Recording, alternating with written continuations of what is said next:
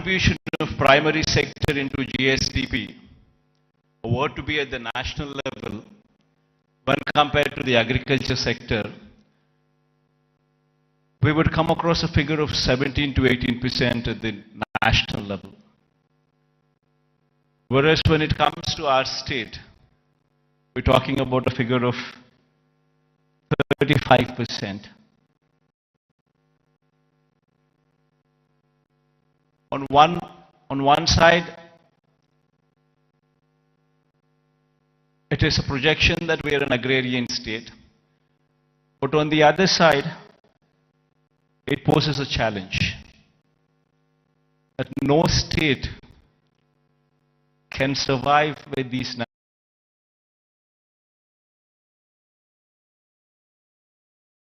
sectors grow. When the contribution of the primary sector, that the agriculture sector, comes down, that means the growth should take place in such a way that the secondary sector and the tertiary sector continues to grow in a much faster pace than the agriculture sector. Only then we would be in a position to address the challenges that are posed. Only then you would see better growth rates. Only then you would see a situation where you can talk about economic boost. In fact, so much so is the challenge posed by the bifurcation that in fact we are lost out on Hyderabad. Now why is it that Hyderabad is so very important to us, and why is it that we losing Hyderabad has an impact on the state? Every state, for it to progress, you need to have an economic engine. And that economic engine, for decades, to our erstwhile state, was Hyderabad. In fact, to give a perspective, the central government those days used the public sector as the main vehicle to stimulate economic growth.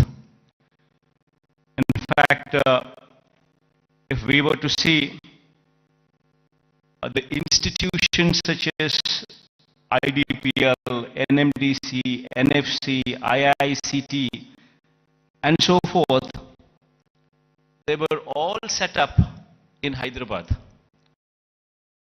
Because of the fact that public sector undertakings, these huge investments, came up in Hyderabad, Hyderabad as an area grew beyond any other place in the state. That is the reason why, but once these kind of institutions come up, then automatically it leads to a transformation, leads to better salaried employees coming out of that location, coming out of that place, which in turn leads to a cyclic effect where better institutions would come up, overall economic growth takes place, and then the city starts moving and growing. Unfortunately for us, it so happened that 90% of the entire PSUs, which to the erstwhile state of Andhra Pradesh, have all come up only in Hyderabad. And because of that, Hyderabad grew at a much faster pace than any other place in the state. In fact, so much so that the services sector in Telangana, for instance, is now currently positioned at a 62.87%, the tertiary sector, whereas the national average is 55%. And in the same, the tertiary state of Andhra Pradesh, we stand at mere 40%. So the agriculture sector, what should be at 17% as a national average, we are at 35%. The services sector, which is the tertiary sector, which should have actually been at 55%, which is the national average, we are at 40%, whereas Telangana is at 62.87% of the state's GSDP comes from just the services sector, that is the tertiary sector, and predominantly from Hyderabad. So until and unless you have a similar kind of situation, the Andhra Pradesh's economy, we will never see the rise of the services sector. It's only the manufacturing sector that is, we are on par with the national average, which is 25%, which is the secondary sector. But there is a huge thrust that should be put in the tertiary sector, which should grow leaps and bounds, which is the services sector, and our dependence on agriculture gradually should come down, per se not meaning to say that the growth should come down. The growth in agriculture sector is per se not much. You do not see the kind of numbers what you see in the services sector. So it's very important for any particular state to grow. It's very important that the secondary sector, that is the services sector, that is the tertiary sector, should grow leaps and bounds. In fact, owing to this reason, the per capita income of Andhra Pradesh, if one were to compare with Telangana, is only 2,19,518.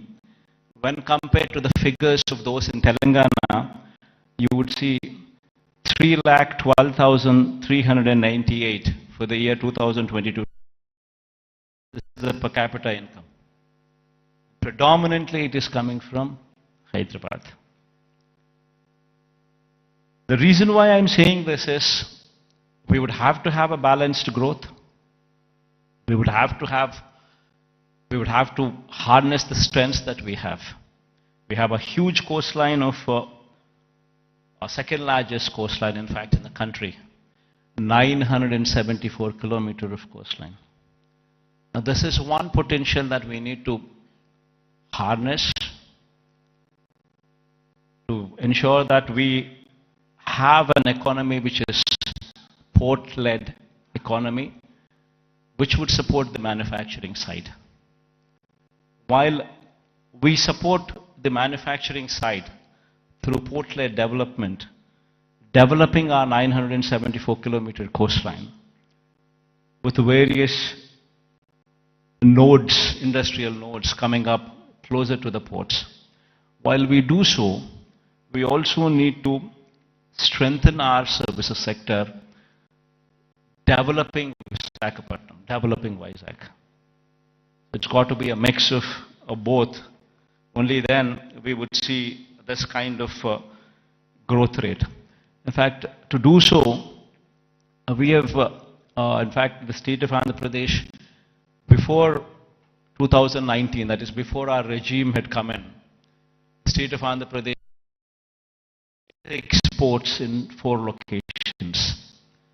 Now, in this 5 years of regime, we're actually in a very advanced stage of constructing 4 more ports. In fact, at a rapid pace, the construction of the ports is going on. In fact, 16,000 and odd crores of investment is going in.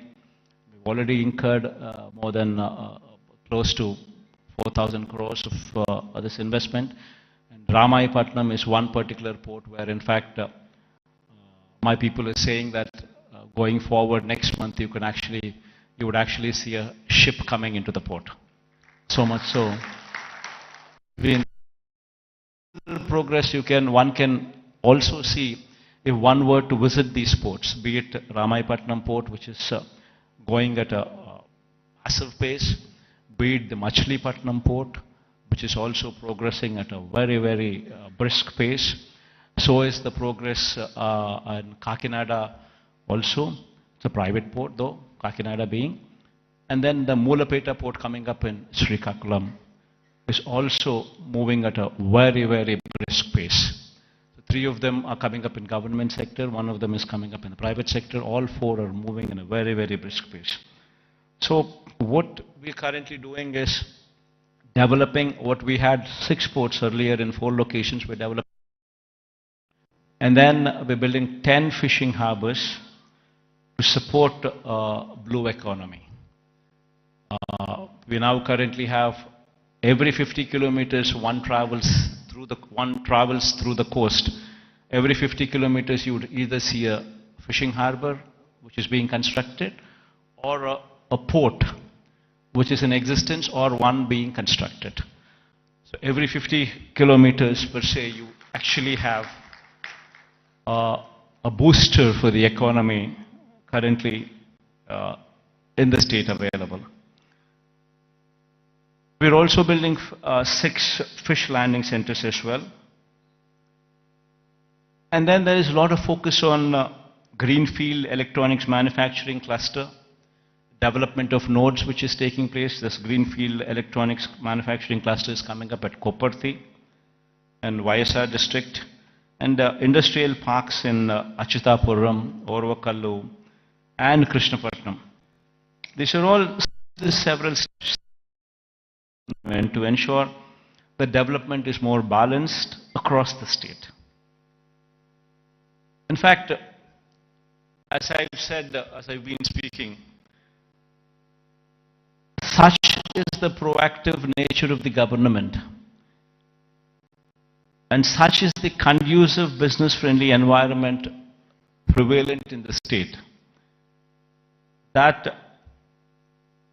consistently for the past 3 years, in the category of ease of doing business, the state is rated number 1. This is one major achievement that the state can boast about, trying to showcase that we per se are very friendly to industrialists. Now, having said that, it has attracted almost 13 lakh crores in the Global Investors Summit, which we concluded last year. 352 MOUs were signed with an employment potential of close to 6 lakhs.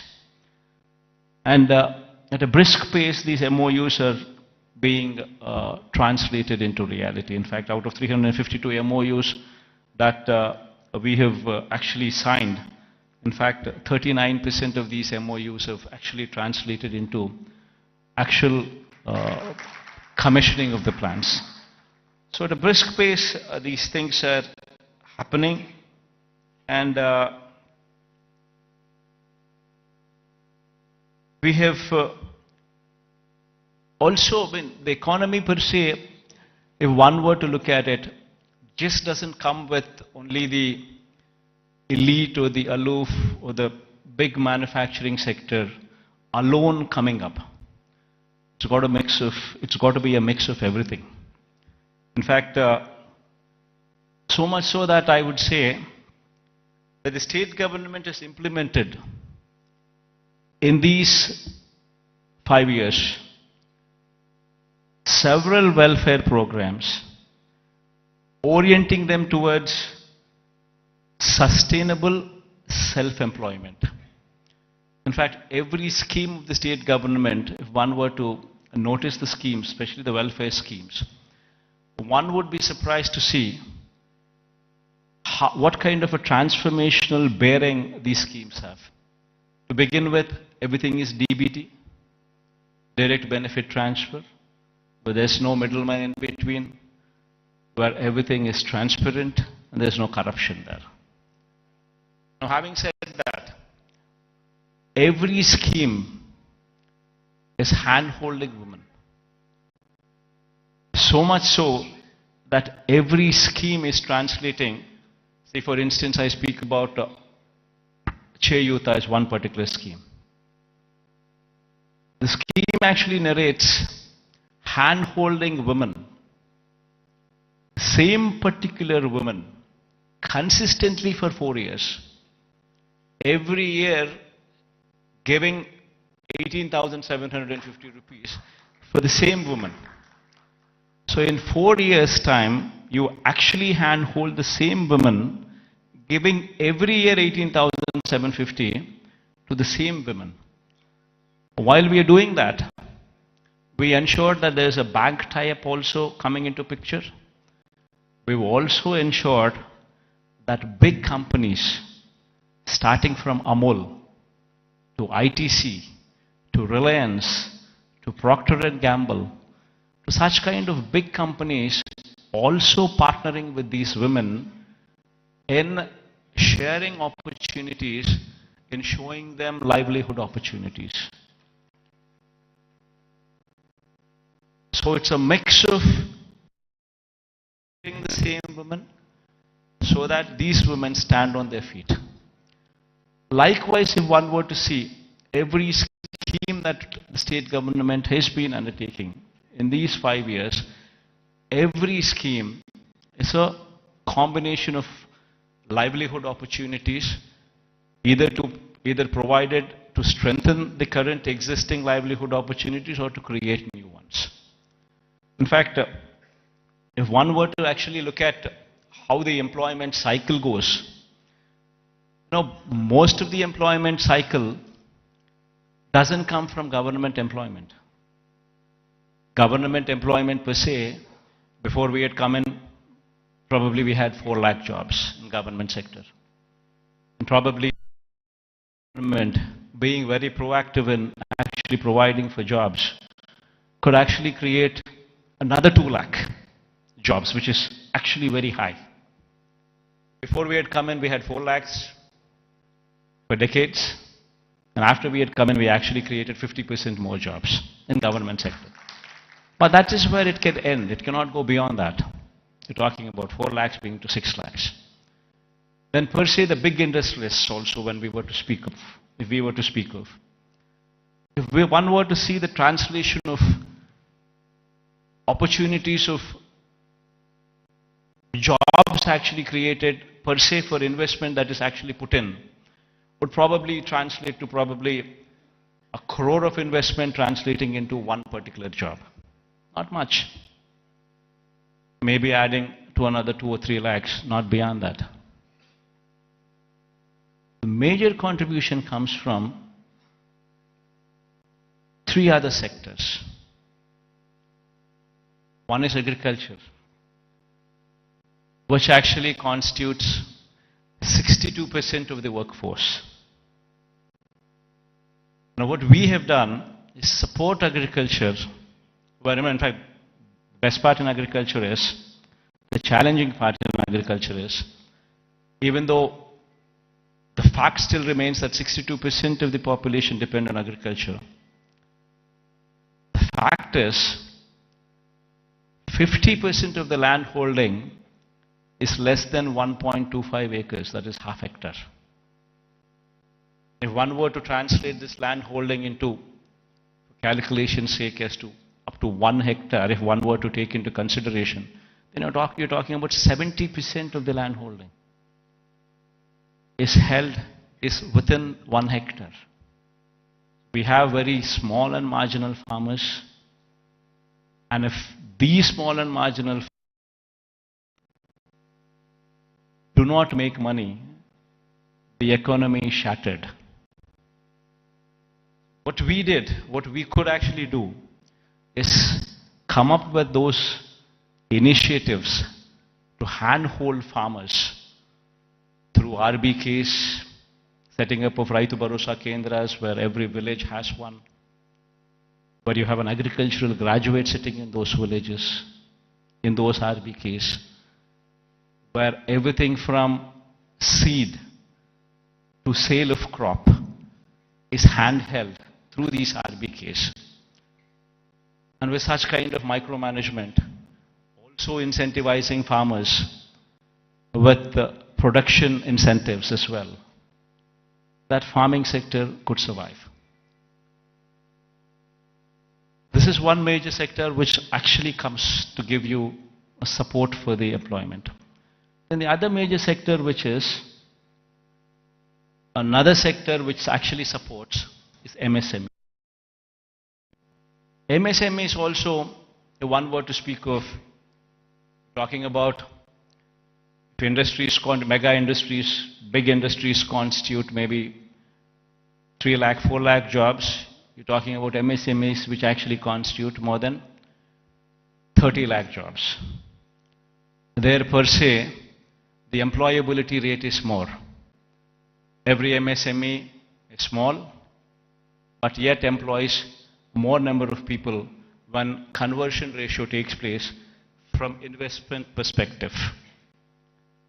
But these 30 lakhs, these 3 lakhs, these 4 lakhs, these are not the numbers.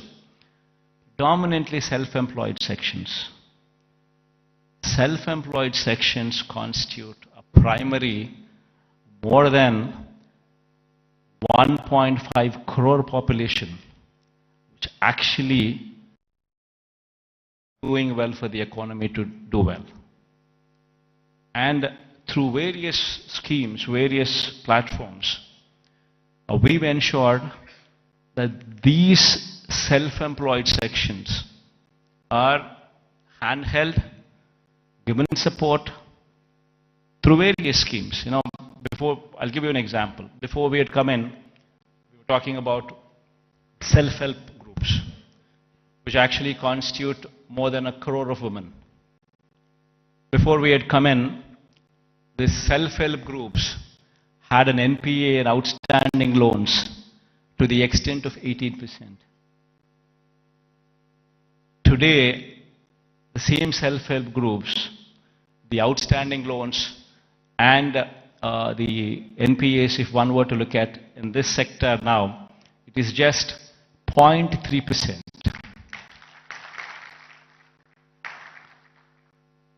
And 1 crore of women livelihoods are dependent on that. Same word, if one were to see the same thing, every scheme like Vahana Mitra, which talks about self-employed sections who actually are driving the cabs or actually driving the autos. If economy there fails, the entire state fails. We're talking about barbers. We're talking about so many sections running into lakhs and together running into crores, which actually have been supported so as to render phenomenal growth rate. In fact, when we had come in 2018-19, our state was figuring probably the least among the states in growth rate, in GSDP growth rates. The last year numbers, if one were to say, we're figuring in top 5 states in the country. If GSDP growth rate were to be figured in. Similarly, every initiative that we've taken in supporting every sector, the MSMEs for instance, our state can boast about that we had ensured that timely MSME incentives were given, even during the times of COVID, that actually protected the MSME sector, so much so that today, the kind of growth that we have seen in MSE sectors was so unprecedented in the state of Andhra Pradesh. In fact, the reasons have resulted in the state's manufacturing GVA, when viewed as a percentage of India's manufacturing GVA, increasing to 4% during 2019 to 24 from the corresponding figure of 2.9% during 2014 to 19, that was the previous regime. That is the kind of GVA contribution. State's manufacturing GVA to a percentage of India's manufacturing GVA, if one were to compare. We're actually contributing 4% now versus in the previous regime, contributing to only 2.9% in those days. As I've said,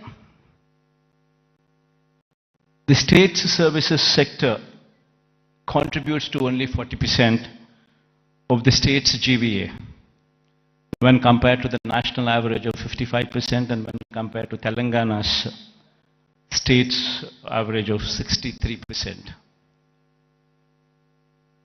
Now, this is a position that was occasioned by the state's bifurcation that has deprived Andhra Pradesh of Hyderabad city and the economic benefits associated with it. Now, how do we bring about a change that will actually help boost the state's economy? Now, what do we do about Vizag? Now, how do we boost Vizag's growth story so that ultimately we come across a situation where at least 10 years down the line,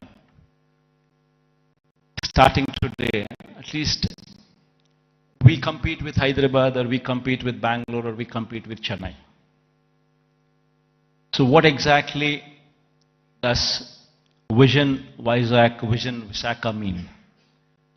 So until and unless we think in those terms, until and unless we have passion for this particular place, for this particular city, this vision can never be visualized, can never be obtained, can never be realized.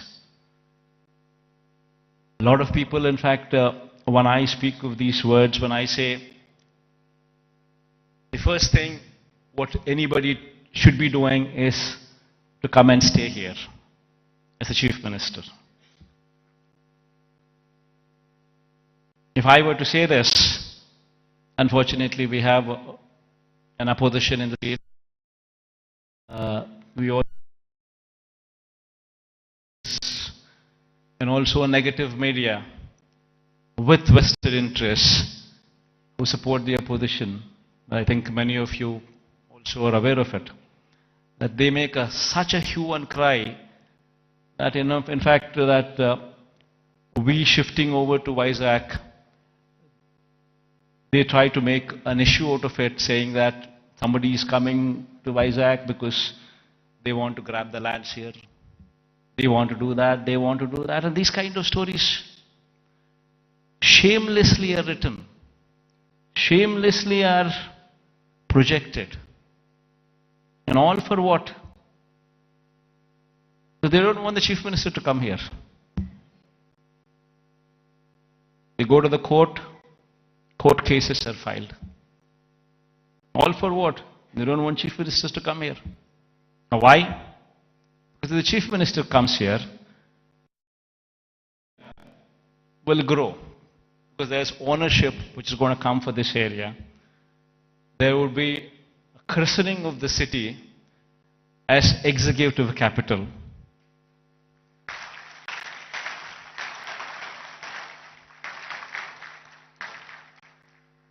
So they don't want the chief minister to come here because they have vested interests elsewhere. They bought land before the capital could be announced elsewhere. Thousands of acres in private hands, Benami lands. And they're all scared. The moment this becomes the executive capital, the land rates there would further plunge.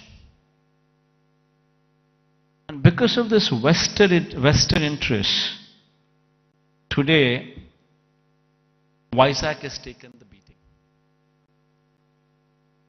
So going forward, I'm here to assure everybody here that there would be changes, because this is inevitable. If one were to compete with Hyderabad, compete with Chennai, compete with Bangalore, it's very important that Vizag becomes the economic growth engine.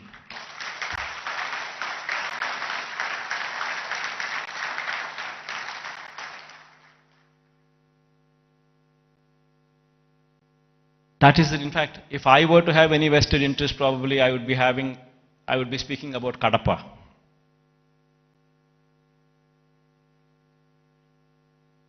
See, for me, the state is ours, to everyone here.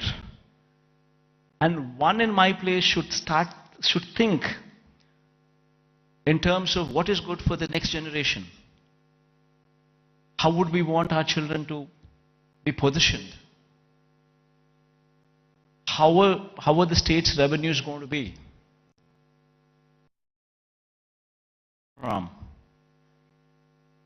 And how exactly can we boost these revenues to support the growth of Andhra Pradesh?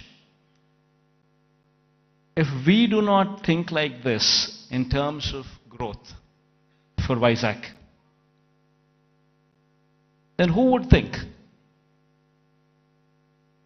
If the vision of the leader is wrong, if the vision of the leader is negative, then Vizag, today unfortunately, only person standing for Visakhapatnam as executive capital is only me.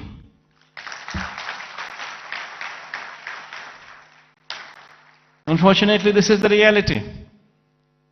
Fighting against the entire opposition, fighting against vested interests of the media,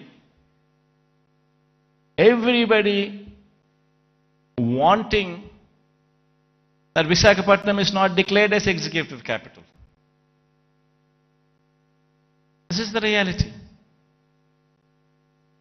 Everybody should keep this in mind, understand this reality. Now moving further, Vizag would have to develop. I'm assuring you, cases going on, we have too many people trying to oppose everything. But I'm assuring you, post-election, my stay would be in Vizag.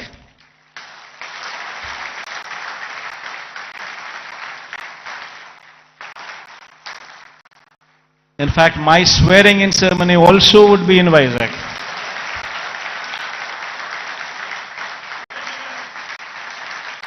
This is my commitment to Vizag.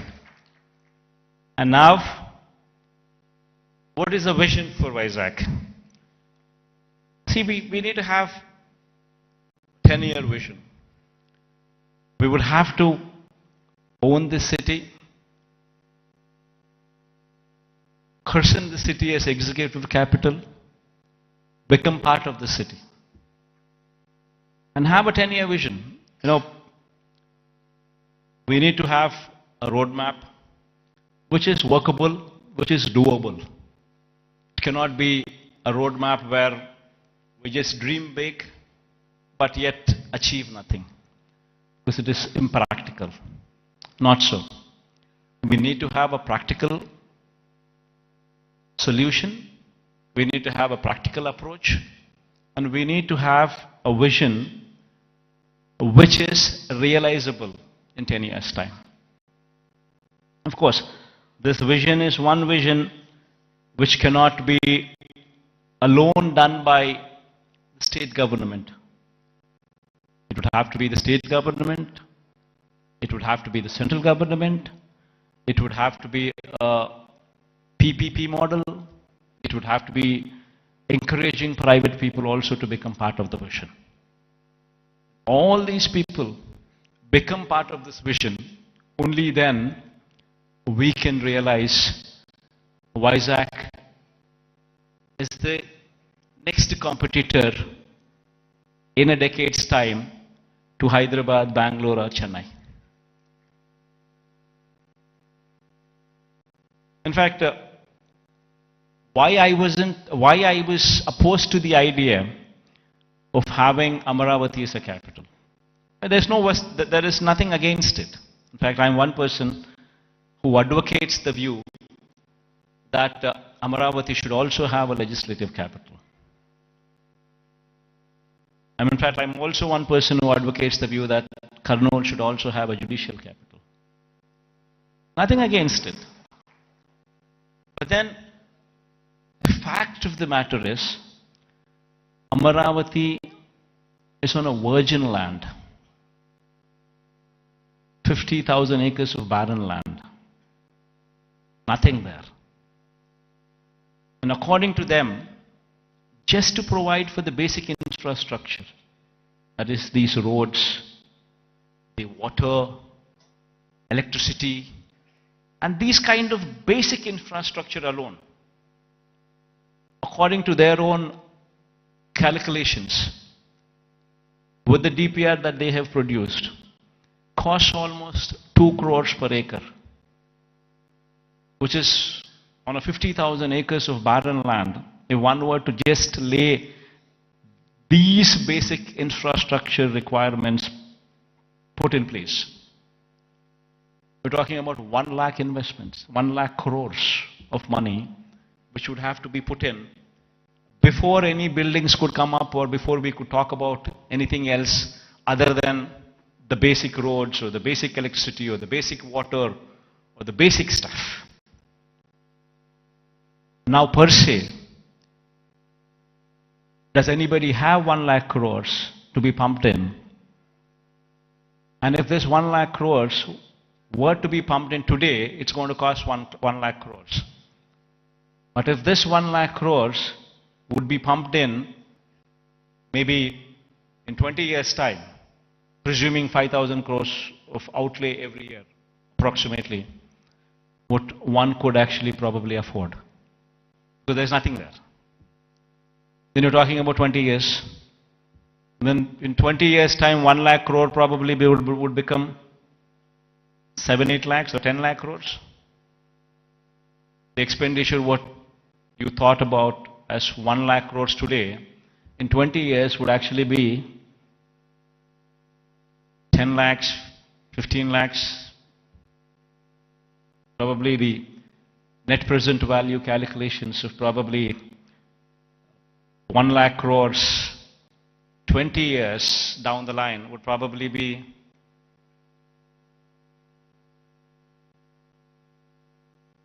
one were to calculate 1 lakh crores today, 20 years down it would be 10 lakhs, 15 lakhs, 20 lakh crores.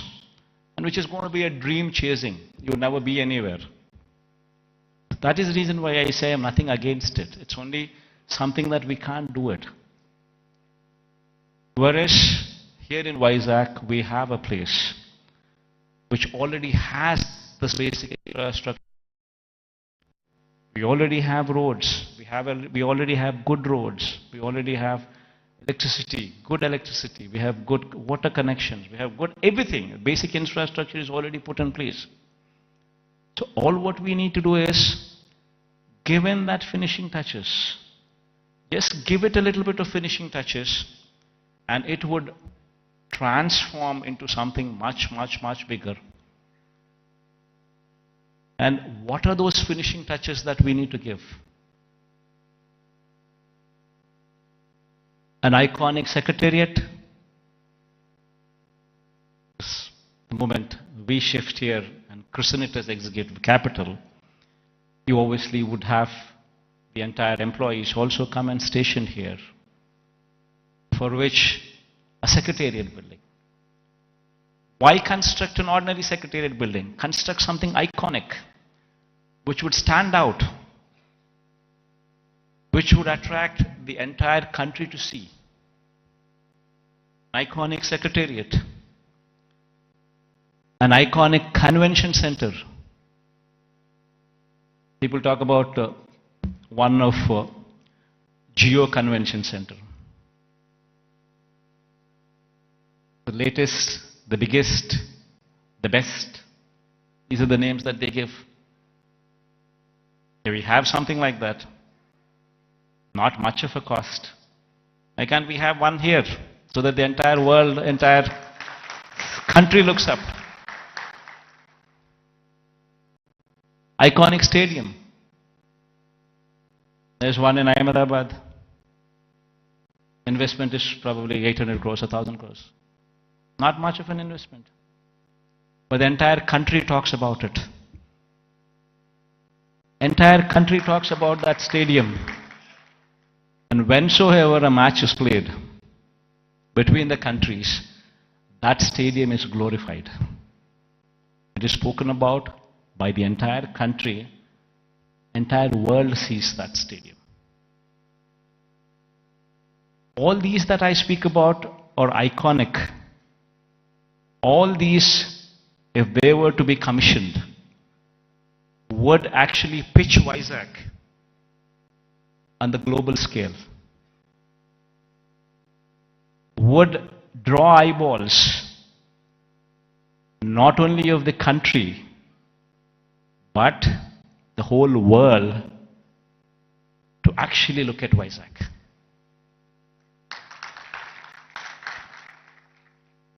What we have envisioned for Vizag, iconic secretariat, iconic convention center, iconic stadium, Institute of Emerging Technologies. One beautiful institute wherein the talent for any emerging technologies is tutored here. If our students could be given that kind of skills, tutored here, this would be positioned as something else. We have the Bhogapuram International Airport coming up. At a very brisk pace, the work is happening. And within the next 15 months or 18 months, this project would actually see the light of the day. It's moving at a very brisk pace.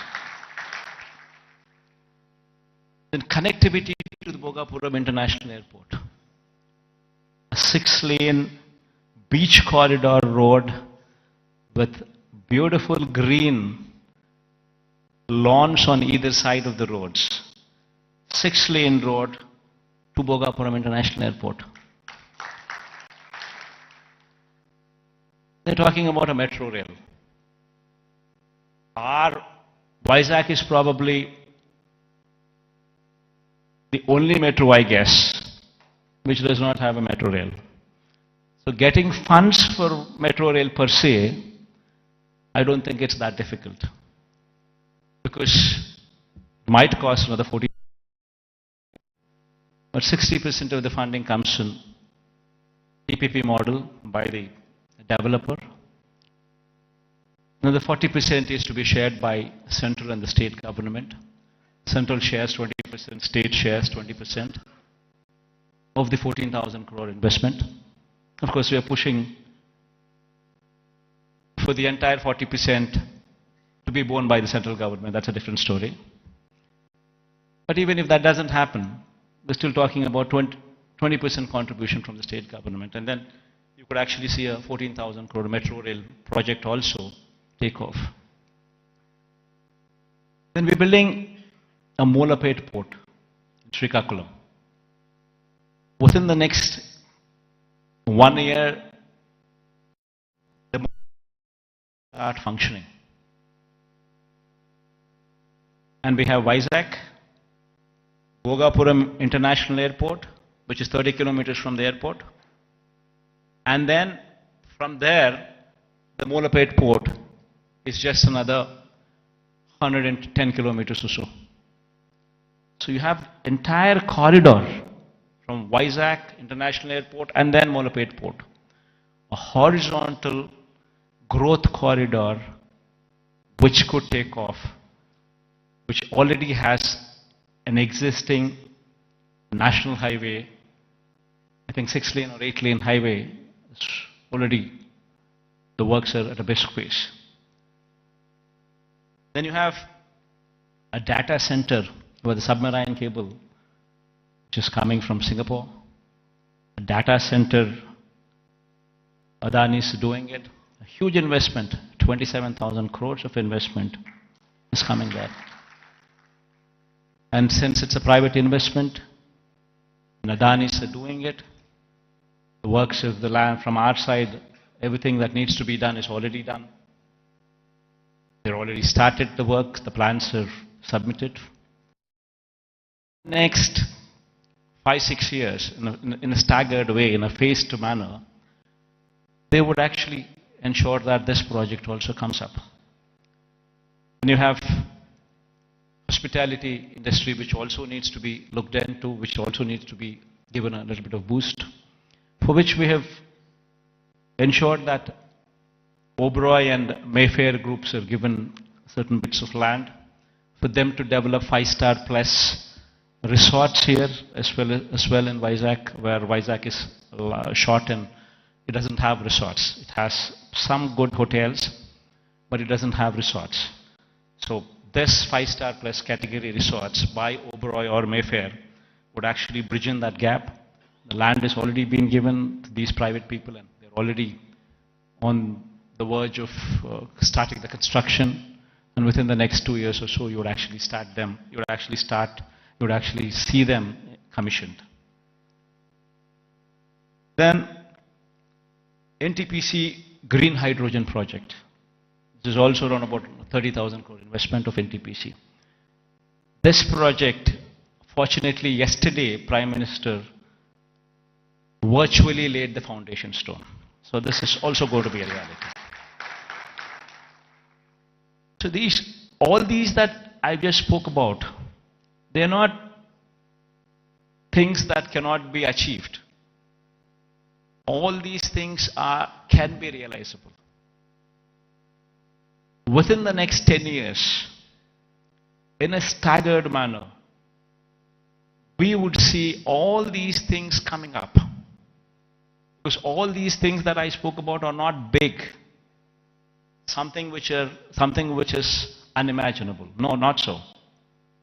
All these things are realizable because they're not something, they do not post those numbers which would actually say they are not realizable. And there is of course one aspiration what I'm trying to negotiate with the Prime Minister also.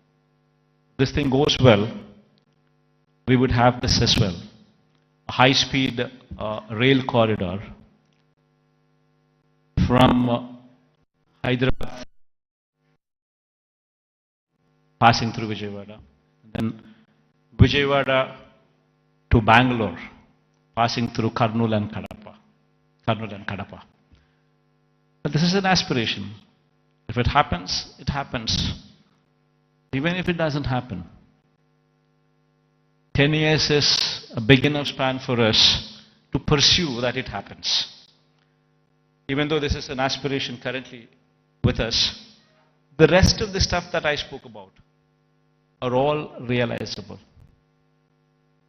So with all these things coming up in Vizag, and the Chief Minister coming and stationed in Vizag, it would attract a lot of people to come and settle down in Vizag as well. And Vizag in 10 years' time, with all these iconic buildings taking shape, would actually compete with the best in the world, with the best in India, definitely for sure.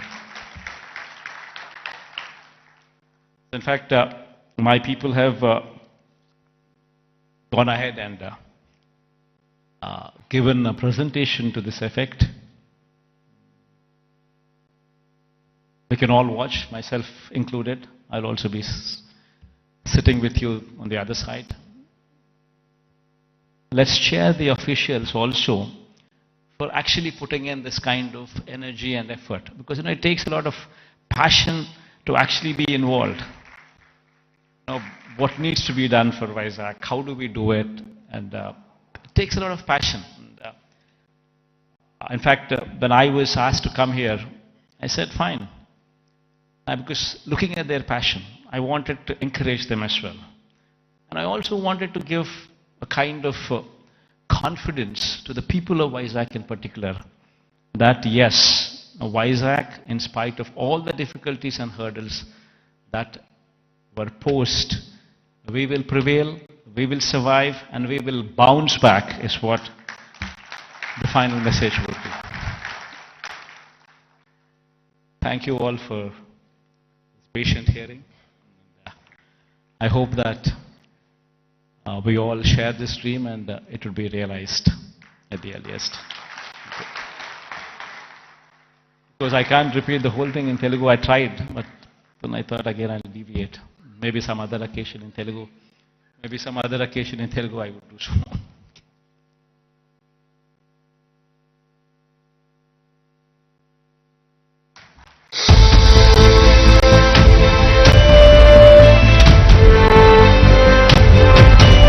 Thank you very much to the Honorable Chief Minister for that really confidence-inducing talk about his vision for Visakhapatnam and thereby the development of Andhra Pradesh.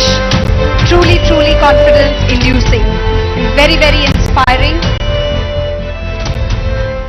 Thank you very much, sir, for the confidence-inducing talk on your vision for Andhra Pradesh. And thank you for joining the audience. It's a privilege for all of us that you will be watching the AV with them. I would now like to call upon Sri Lakshmi ma'am, Special Chief Secretary, Department of Municipal Administration and Urban Development, Government of Andhra Pradesh, to please come on to the dais and make the big announcement of the day and launch the AV.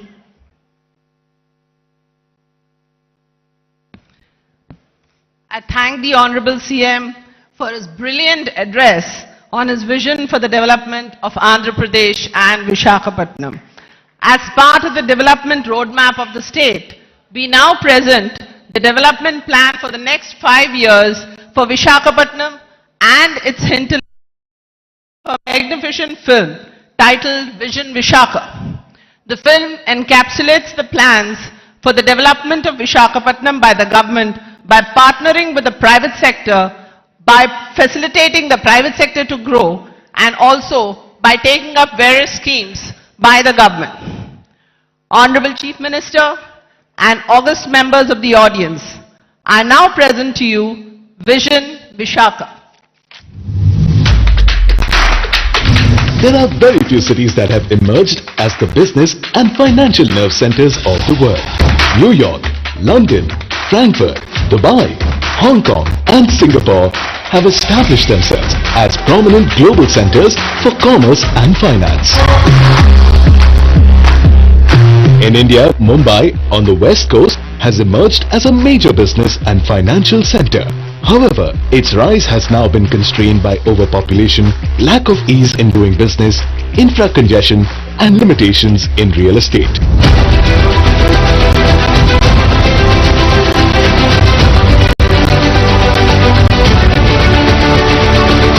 Located on the east coast of Andhra Pradesh, Visakhapatnam now holds the potential to compete with some of the best cities in the world.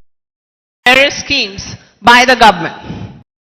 Located on the east coast of Andhra Pradesh, Visakhapatnam now holds the potential to compete with some of the best cities in the world in developing, innovation and natural scenic wonders.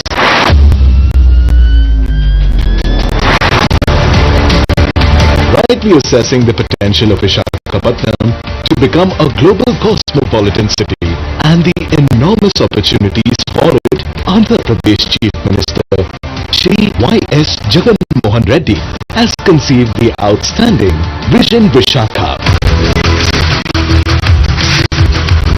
Vision Vizakha aims to support Visakhapatnam as a home for high-class infrastructure, commercial activities, positive environment, sustainability, and natural scenic beauty to go on to become a leading financial fintech.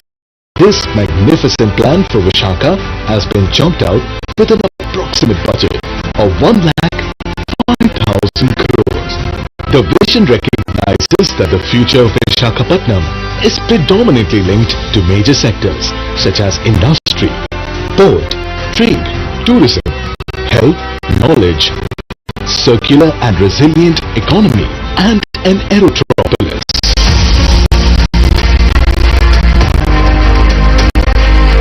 Infrastructure will be developed in 5 categories: connectivity, industrial landscape, urban planning and city infrastructure, livability and social infrastructure, sustainability and climate resilience. The allocated percentages for these have been clearly mentioned in the vision. These investments are estimated to create more than 10 lakh jobs and employment opportunities in Visakhapatnam during this period.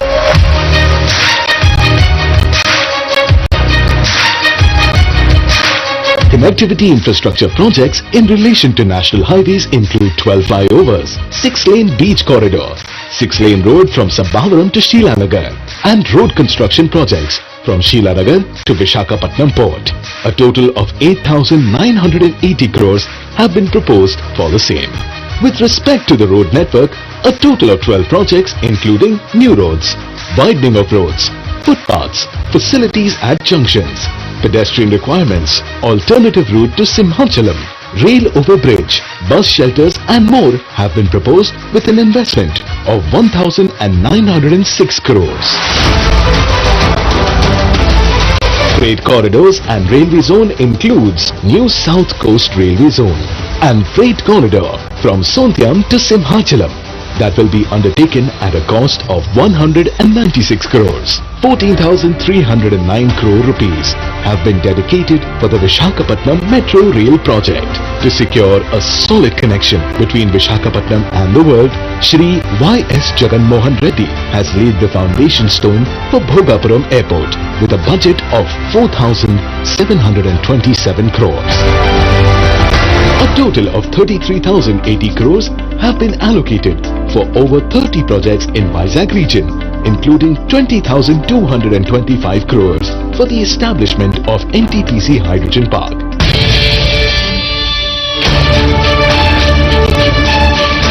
To develop Visakhapatnam as an IT hub, an integrated data center park, IT, ITES and Infosys Development Center have been proposed at Visakhapatnam Tech Park with a budget of 25,025 crores. Through these, the Honorable Chief Minister hopes to provide direct and indirect employment to around 5 lakh people.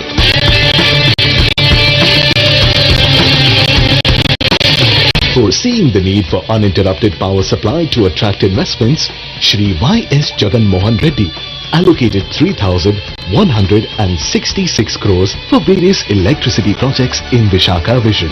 In relation to urban planning and infrastructure of the city, investments of 975 crores are dedicated for fresh water supply projects. 1,550 crores have been proposed for an underground drainage project and 153 crores are allocated for the development of stormwater drains in the city. As far as livability and social infrastructure is concerned, 100 parks will be taken up with 50 crores for the recreation and health of the citizens.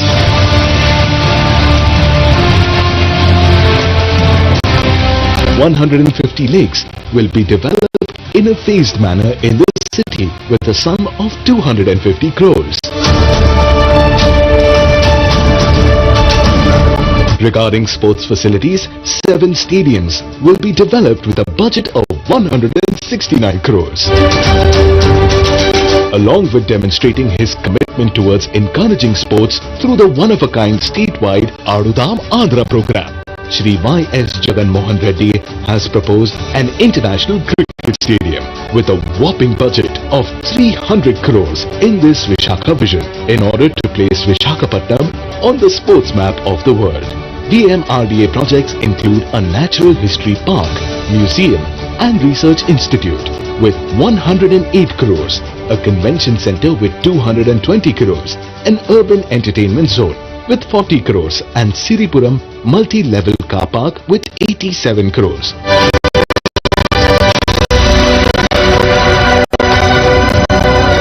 About 150,000 houses worth 4,039 crores are being constructed through Jagananna colonies and Tidco houses for the construction of affordable houses for the common citizens.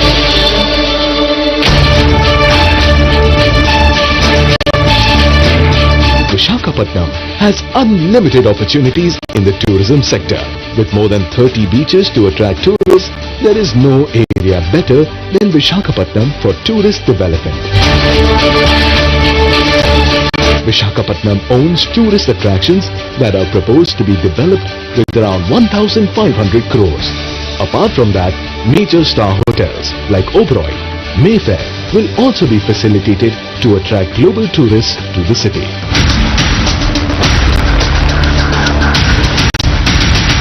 Shri Y.S. Jagan Mohan Reddy also proposed the establishment of a global convention center worth several malls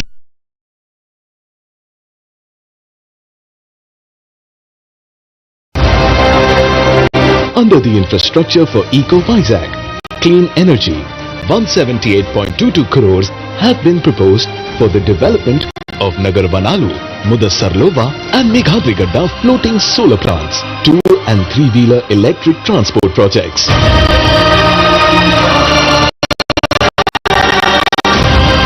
Chief Minister Y.S. Jagan Mohan Reddy's impeccable foresight resulted in a magnificent mission to develop Visakhapatnam into a global city with spellbinding amenities. A successful realization of this vision is destined to make this city of destiny a remarkable cosmopolitan center in no time.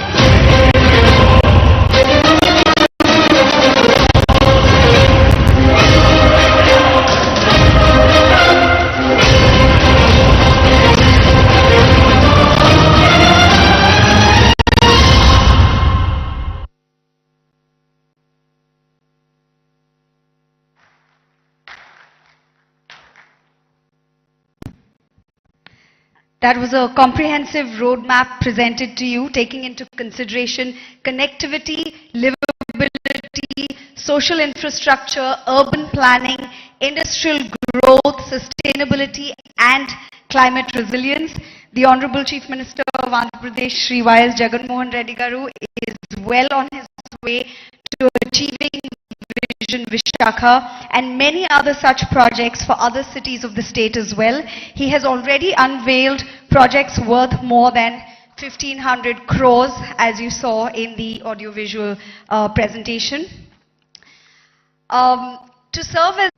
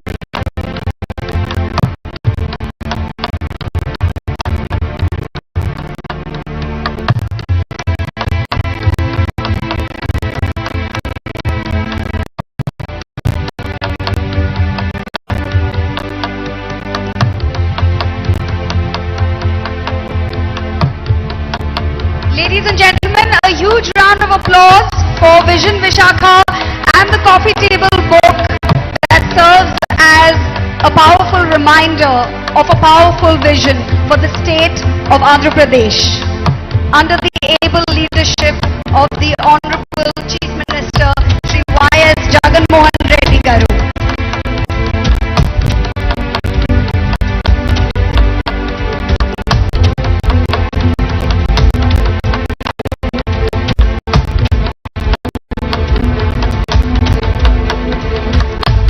May I request the audience to give us a huge round of applause for this ambitious vision, VISAKHA.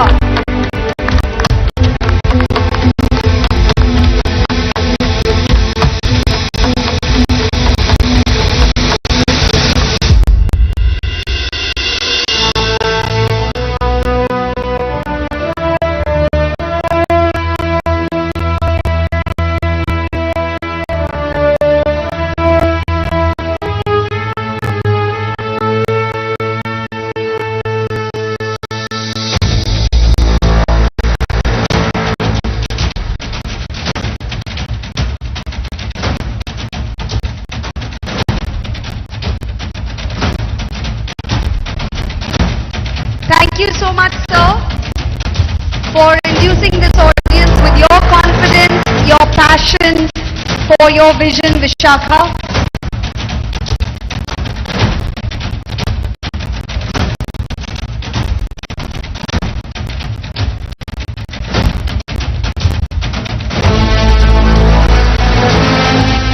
That's going to be the iconic secretariat.